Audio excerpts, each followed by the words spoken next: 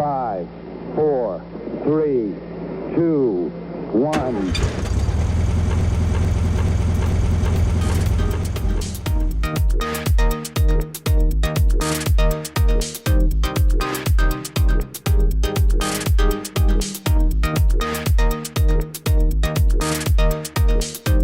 Hello everybody and welcome in. I'm Joel, that's Michael. We just watched episode 7 of season 45 of Survivor. 2 people getting voted out tonight. Michael, how are you feeling? Feeling good. I'm a little bit sad with the results, but honestly, that second tribal group, I didn't want anyone to go home. Yeah. Especially anyone that was available to go home. I was like, for a while, I was like, oh, I think Julie's going to go home, and that's not good. I don't want Julie to go home, but I don't want Caleb to go home, and I really don't want Jake to go home. So it was kind of a no-win situation there. I didn't want Austin to go home. So I didn't really know, there was a lot of people at that first tribal. I was like, either way, whether they're here or not, doesn't faze me too much. But that second tribal group, I was like, I don't really want any of them to go home. And then the person that I'm attached to the least in Keturah, who is, the person I'm attached to the least of the people who were able to be voted out from that group, she's the one casting the deciding vote. Yeah. So it was tough. Yeah, so, I mean, Keturah, you're the least attached to because she's been the least attached to anyone all season, And it finally came back to bite Caleb because this is the first, real mistake other than just, being kind and friendly to everyone that Caleb has made, because he's like, we got to tell her about Bruce, but then how do you explain to her that you've known about this for so long and everyone has known about this for so long except for her? That's, I didn't really know why he was doing that. I mean, I guess Austin could have told him. Honestly, Austin, I don't even think would have thought about that, to be frank. Also, you could have just lied and said, no, I haven't heard anything about that. That's weird. Maybe he's just lying. It came from, such a good place to try to get Keturah on your side, but also, if telling someone that they were not in the original alliance is not a good thing. Yeah. When he explained to Jake what he thought they should do, it made sense to me. Mm-hmm. I was like, yeah, if Austin told her that would be really hard to come back from. So yeah, maybe you should tell her. But then as soon as Jake had the conversation with Keturah, and she was like, wow, no one told me. I was on the outs at Bello and I didn't even know. Yeah. I was like, oh, I think y'all messed up. And y'all were tight with Bruce. Y'all were tight with Bruce and not me. Yeah. That's tough. I think that what you have to say there is it was a Bruce thing. It's Bruce's idol. That wasn't our secret. That's Bruce's thing that he told me, and I didn't go around spilling it to everybody. If you had an idol, if you found an idol, I wouldn't tell anybody. Yeah, I wouldn't have told Bruce because you and Bruce you would have said, don't tell Bruce, and I wouldn't have told Bruce. Right. So yeah, that's tough. I'm sad to see Caleb go. Caleb was a fun character. And let's see who went home at the first. Sifu went home at the first tribal. That whole thing played out really weird. That whole thing, they were really making it seem like Bruce was gonna get votes. Yeah. And then he didn't. And it seemed like what's happening a lot is that people are doing mental math. This is who I want to vote for. But if I'm going to lose this vote anyways, I'm just going to vote for the person that's going out. And I think that that's what Drew did tonight. Drew was acting so he was talking to Kendra so hard, trying to get her to vote Bruce out still. Um, and he was trying to act like he wasn't trying that hard. He's like, Yeah. yeah, he's like, he just kept saying, kept talking in circles around, like, yeah, I mean, I think the safest thing would be to get Bruce out tonight, blah, blah, blah, blah, blah, blah, blah. And so that was interesting. But yeah, I mean, Sifu, what a guy. He's a good guy. I like Yeah. Sifu. I don't know if I'd want to hang out with him too much, but like he seems like a very honest, nice person, you know? Like he feels like he has like the innocence of a child where he's just like I just love Survivor and like I wanted to make the merge, but I don't know if it's going to go that way. And that stinks. And it's like, wow, like we're so used to seeing like if I get voted out, like like this like anger, and he was just like, man, I just don't know if it's in the cards for me tonight. But I don't know. I haven't heard that, but I feel it. You Yeah. know? Well, he was right. He was right. I thought it was funny how he kept referring to himself like, look, I know I'm a really big threat, and people see me as a threat, and I'm going to get voted out. I'm like, at Sure. least you can tell yourself that that's why you're getting voted out. I mean, Yeah. honestly, like when they split a tribe of 12 into two groups, it's a lot of luck. Like on what group you end up in. Is your like alliance in the advantage numbers? And did you win at that individual immunity? There's just a lot of things that are a lot of luck. And Sifu just drew the short straw. Caleb like should have got voted out last episode. So that was like cool that he didn't get voted out last episode, but the writing was on the wall for him in this game anyways. But for Sifu to get voted out, I was like, that's kind of bad luck. Now he didn't have any allies who were really trying to fight for him very hard Right. or do Anywhere. anything or burn any advantages for him or anything like that. Yeah. So that's his fault. But a lot of it was just kind of like, oh yeah, Sifu's going home tonight. And I'm glad that it wasn't no, Julie was at the other group, wasn't it? It was him and Drew and Emily, who has worked with Reba before. So I thought she was gonna vote with Reba, but clearly And she did. she didn't want to go to Rocks or anything. No, because Drew didn't want to go to Rocks. Drew was very like, I'm totally fine as long as I survive. And Emily was with him. So they just voted Sifu, which made sense. What didn't make sense to me was why, like, they thought that Sifu was a better person to get out than Drew. Like, Drew was like a sitting duck. And, like, Drew's connected to people. And, like, maybe that's just they think he's annoying and they don't think he's going to win kind Mm. of thing. But did they not think the same thing about like Sifu and they just like played up and heard that he has an idol which he does not have? Hmm. Like, if you have Drew alone when the people he's closest to are on the other island. Like, Yeah. take him out. Like, take him Yeah, out. that's a good point. I think that Sifu was an easy vote. I think he Yeah. wasn't as connected. It seemed like, hey, this is a Reba that we can vote out, and who's going to be, it's going to take a number away from them. And all of these like middle people that are kind of in the middle, kind of on the outs, like no one is going to not work with us because we voted Sifu out. Where if you vote Drew out, um, there's Austin, Julie, and Dee who are going to be against you if you do that. Now, I don't know how much of that those people who voted for seafood actually know, but yeah, I do think that people probably look at Drew and think, yeah, we're not going to give that guy $1 million. Yeah. With his Ivy League education, he doesn't need $1 million, you Yeah, know? Um, yeah. Yeah, that's got to be it. Like, I could see Julie winning $1 million. I could maybe see them giving D $1 million. That could make sense.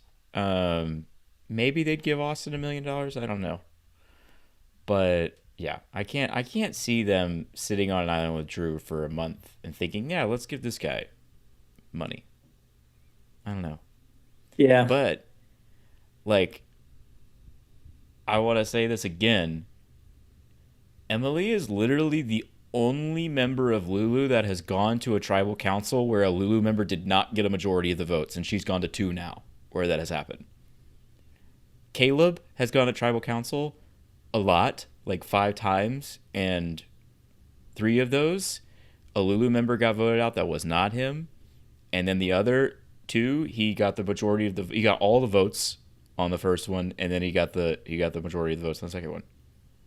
And Emily is the only one. Now, like, it's like, it doesn't, literally, I want to play back, like, our first episode, and if she wins, I think we need to do, like, a super cut of, like, the first 2 episodes where we were like, Emily sucks.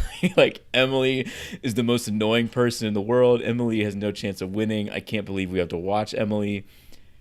And here we are.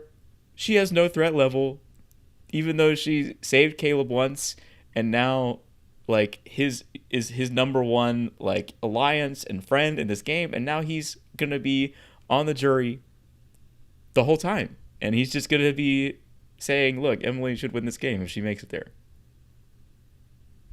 Yeah, I didn't think about that. Yeah, this is Emily's game to lose 100%. Like, this is crazy. This is crazy. Like, everything is setting up for her, and this would be, like, to me, like, the biggest 180 of, like, a winner that I've ever seen. Like, Erica just didn't exist in, like, the first episode of her season. So, I mean, I didn't think she was going to win, but this is, like, Emily existed, but in, like, the worst way possible on the screen, the first episode of this season. And here she is. It's crazy. yeah. I agree, and I think Emily's storyline is compelling and a great story. I just don't think anyone views her as a threat at this point. I think people viewed Yeah. her as like, yeah, she might make it to the end, but like, who cares? You know, Yeah. like we're not worried about Exactly. it. We'll beat her, and they probably will, but maybe they won't. And so watching the episode tonight, there's 2 characters that I was like, if they don't get voted out tonight, well, which one of them had immunity, so they weren't going to get voted out. But I was like, these 2 people are getting a lot of shine this episode.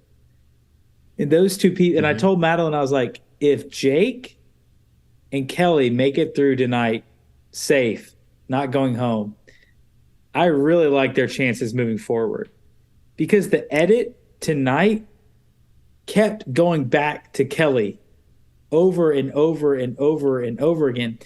She, like, Dee smoked her in the challenge, and Kellie was getting way more looks from the camera than Dee. And maybe that's because Kellie was more expressive, whatever. Kellie was struggling more with it and fighting harder than Dee, and it was easier for Dee maybe. But they kept cutting back to Kellie during the immunity challenge. And then everything that happened on the beach kept coming back to Kellie. So Kendra does this. This is what Kellie thinks about it. Bruce does this. This is what Kellie thinks about it. Drew does this. This is what Kellie thinks should happen. And it kept coming back to Kellie over and over and over again. And so I thought that was interesting. And then Jake, I was like, if they somehow win this vote, Jake, Caleb, Keturah, and Austin, if Austin was like, I'm not going to Rocks, and had flipped like they had showed in the the strategy scene that they showed, which was weird.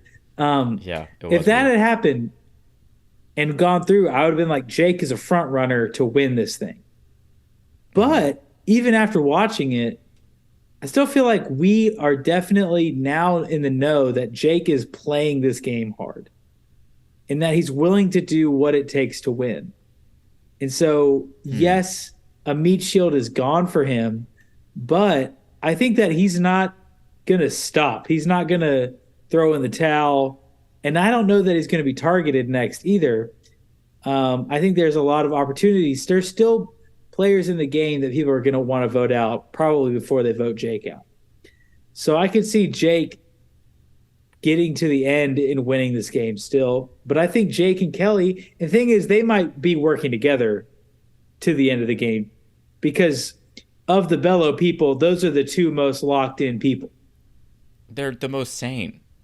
Like they're I would say they're the most like sane and connected of the Bello people. I think Katura's plenty sane, but she's not connected.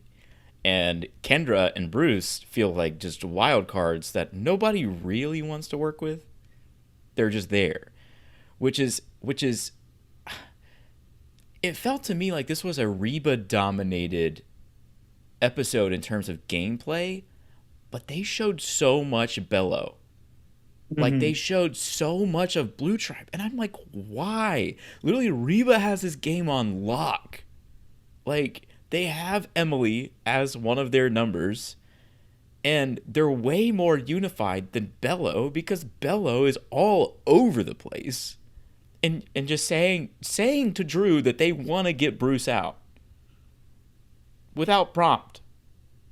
Like, what are we doing? You have the numbers. Like, it just didn't make any sense to me why the edit was just like, yeah, and here's Jake and Katura talking about something that's not going to matter in 6 hours. You know? Like, it's like all this stuff, Jake plotting this thing, and they do this thing that they've never done before where they show cuts from tribal council in which they think, oh, this is a possibility, when it's not. Like, it's not. Yeah. It just blew my mind that they kept showing the Blue Tribe.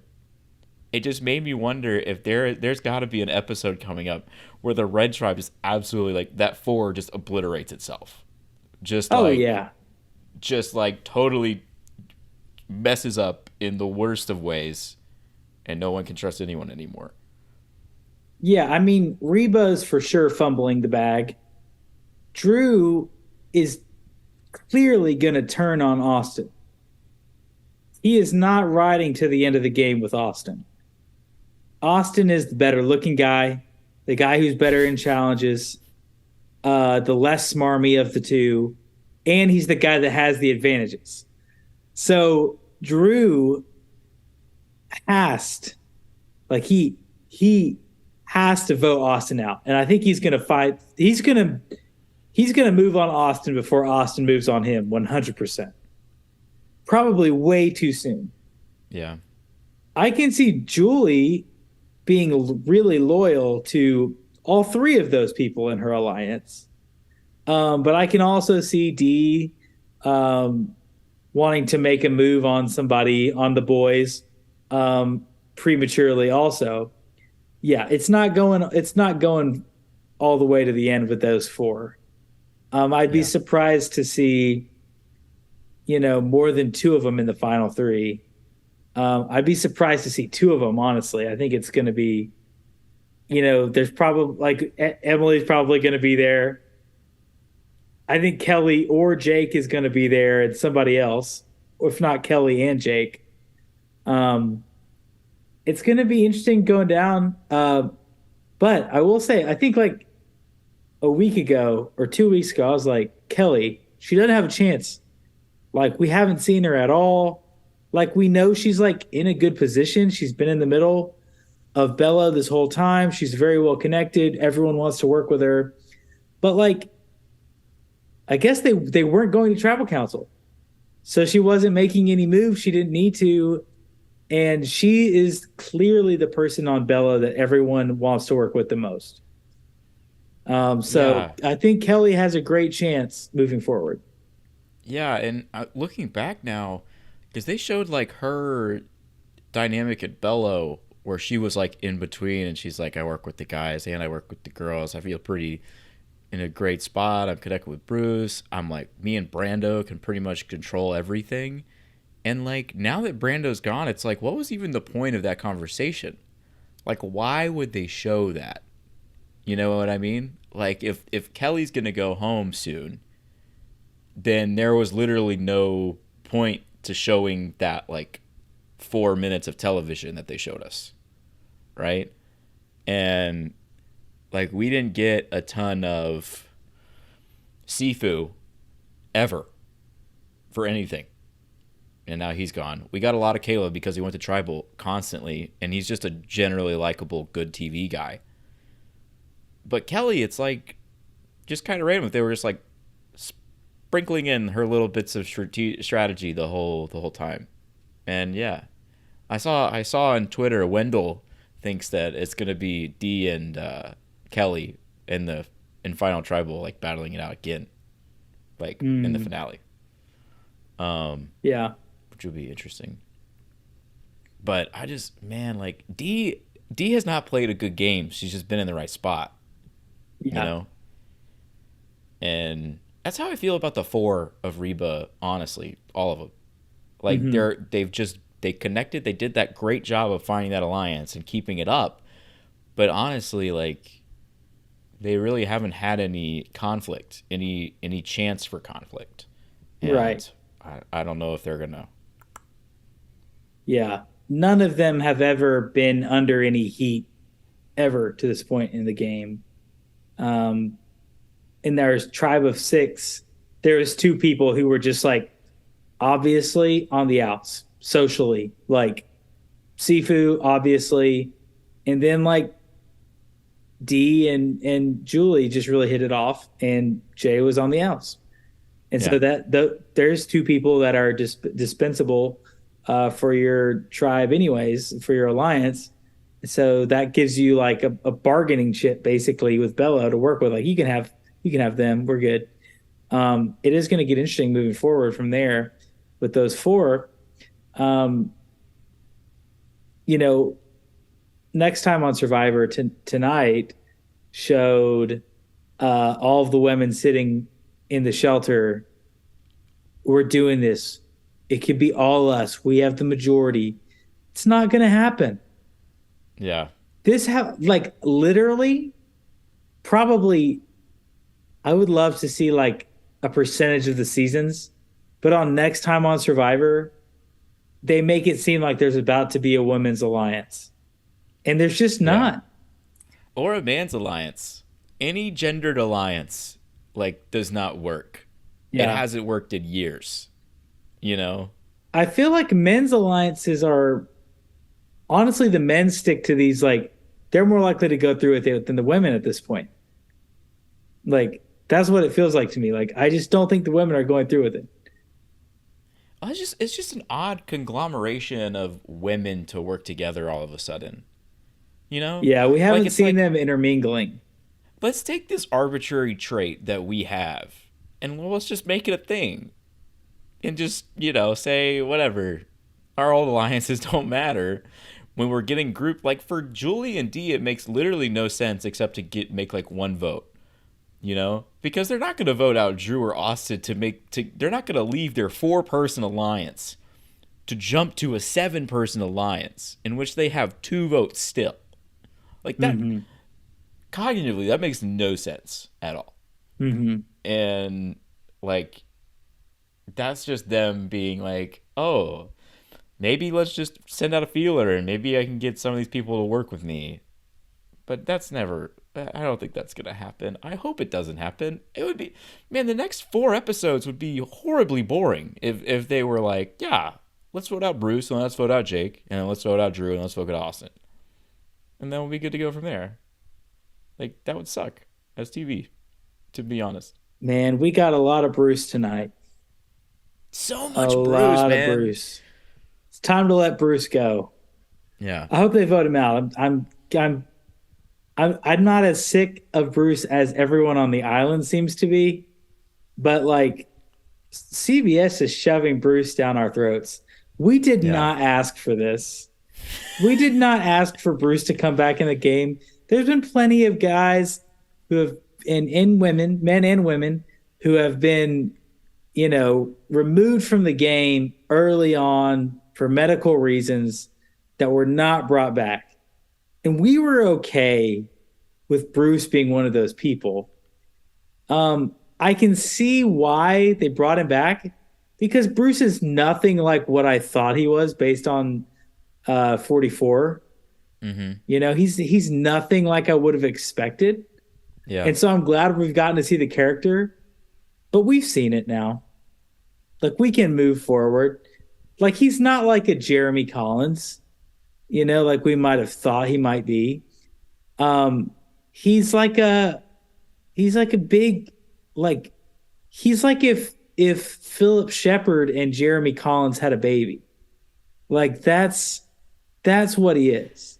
Well, it's just he's like closer to Jeremy though, but he's playing it up like he's Philip.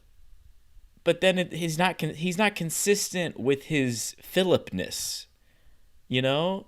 And it's like, dude, like you can't go back and forth from being this nonchalant crazy person to this like authoritarian like dad basically. Like what like who are you? Like who are you? Yeah. Um He's I like, will yeah, say he's about trying to be like, I'm the strategic leader of our tribe, and I'm the goofiest guy at camp. yeah. It's like, it's hard. Like in ministry, like I'm a goofy guy, but like it's hard for me to go from being the goofiest guy at fall retreat to go, okay, now I'm giving a serious, like this is a serious time now.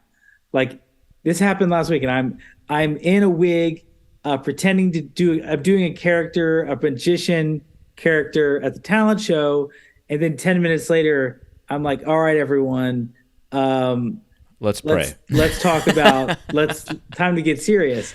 That's what Philip's trying to pull off, but he's trying to pull it off like with strangers who don't like know like that like to a stranger like you are one or you're the other. There's no nuance there. And Right. Philip is playing up the I'm this the silly guy thing, but then he's like, why is nobody talking strategy with me? I'm the serious strategy guy, and nobody's talking with me. We need to vote Katura out. She's on my last nerve. Like, dude, get I'm done with Philip. I hope they vote him out. We have Not with seen Philip, with Bruce. with Bruce. Yes. I would love for Philip Shepard to come back. I I would swear. not. He was probably one of my least favorite No, characters. but I'm done with Bruce.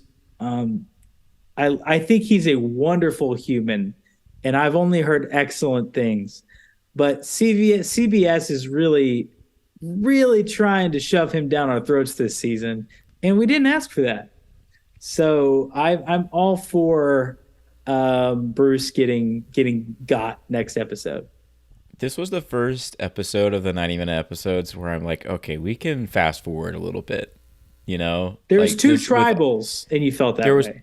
and I felt that way. Yeah, because it was like it. Jake and Katura and Caleb, that dynamic was interesting, but it was still long. It felt long to me. And then the other tribe, I was like, I don't really care who they get rid of. Can we just vote on it already? Like, and they were splitting the time evenly, and I'm like, I literally don't care. Like, Yeah. if Bruce goes home, fine. If Sifu goes home, fine. Like, can Yeah. we please just move it? They spent a lot of time on the strategy of that first tribal council. For no payoff. We got so much Kendra. We got Yes. so much Bruce. I really think the only logical reason that they would do that is to show us that Kellie is the type of person who can work with anyone. She can Yeah. work with the Kendras, she can work with the Bruces, and this is what she's had to deal with and what she's going to have to continue to deal with, because I think this is an important part of Kellie's strategy that they're showing, is that Kellie is annoyed by Bruce and she Yeah. is annoyed by Kendra, but she knows that to win this game, she needs people to work with, and these people think they're her number one ally. So she has to stick with these people. She is their number one ally. Yeah. So that's a fact. Yeah. Like, and it's a powerful place to be, but it's also a really annoying place to be. Like, Yeah. yeah. they did show something interesting about next week's episode. The auction is back. How do we feel? Survivor auction. I feel good. I'm excited. With a 90-minute episode, they can do a lot of things. It'll be fun. I'm not like crazy about the Survivor auction, but I do think it's like it's good to do things that feel familiar and fun. Like the challenge tonight, like that's just a challenge that feels familiar and fun. And when it's happening, you can think, oh, remember when Ozzy did this? Remember when Parvati did this? And so at the Survivor auction, when someone, rips somebody off or something, we can remember how it was back in the good old days. Yeah. All I could think about from that challenge today was Ozzy just sitting up there very nonchalantly. I do think that in order to keep the challenge from going on very long, they've made the poles wider and the notches shallower.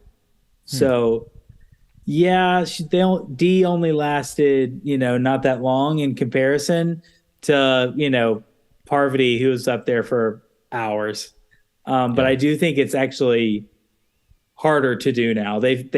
Jeff does not want to be standing out there for 3 hours just waiting for something to happen. Yeah.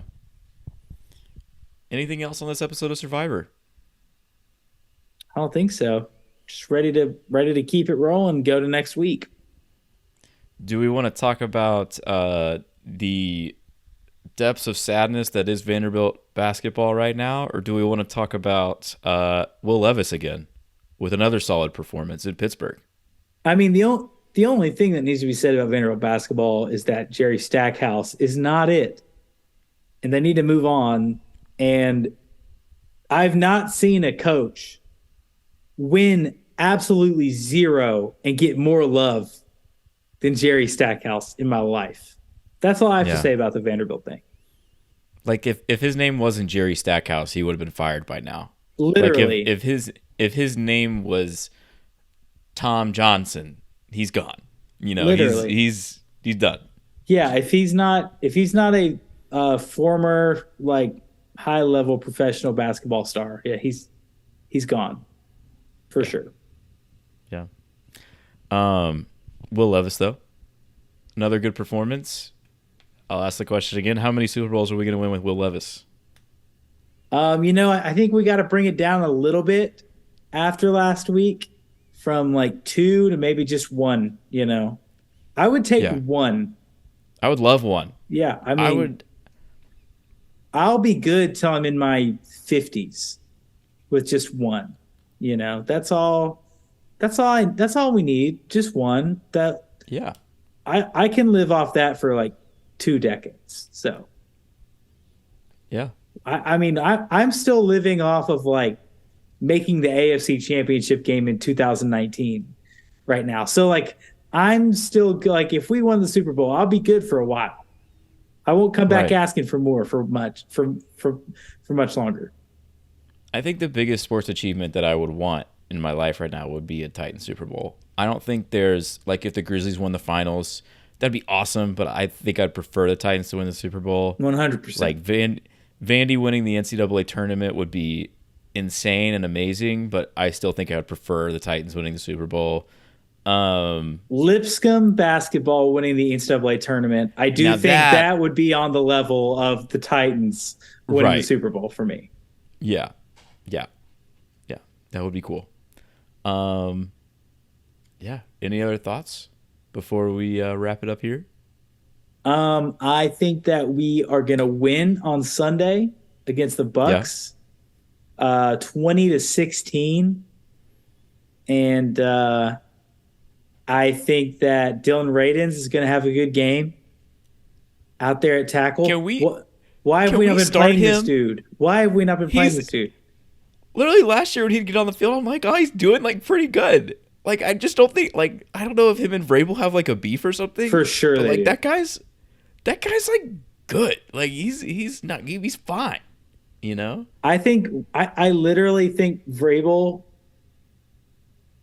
certain guys J-Rob brought in, he just didn't want.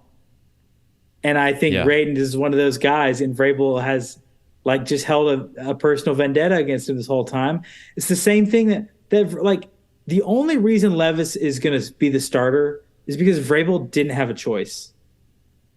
Like, Yeah. I don't think he wanted to make him the starter, but I think I literally, like, I wouldn't be surprised if Amy Adams Strunk said, "You are not putting Ryan Tannehill back out there. Yeah. You're like, if you do that, you're fired." Like, what are you thinking? I think that's probably about what it took for him to like roll with Levis. Vrabel's gotten on my everlasting nerve this season, man. I'm losing faith. I think like that first Tannehill season bought him so much like street cred and then the number 1 seed in the AFC. But like ever since that, it's just been downhill. Just like, and not slow downhill either, just downhill. I mean, his roster has been pretty not good for the last couple of years, and I am hopeful that it will be good again in like 2-3 years, and then we'll win one of those big trophies with Willie L. You know, I actually don't think our roster is as bad as Vrabel has been acting like it is for the last 2 years. dude, have you watched our defense play football? It's atrocious. They're so bad. Like, No. like the secondary is literally horrible. But like, you think it's just our players, not the coaching? I don't. I think it's more the players. I do think it's more the players. Like, the offense looks alive now with a good quarterback that can chuck it, and our offensive coordinator looks pretty competent. Now, our defense, like, where's our pass rush? It's gone. It doesn't exist anymore.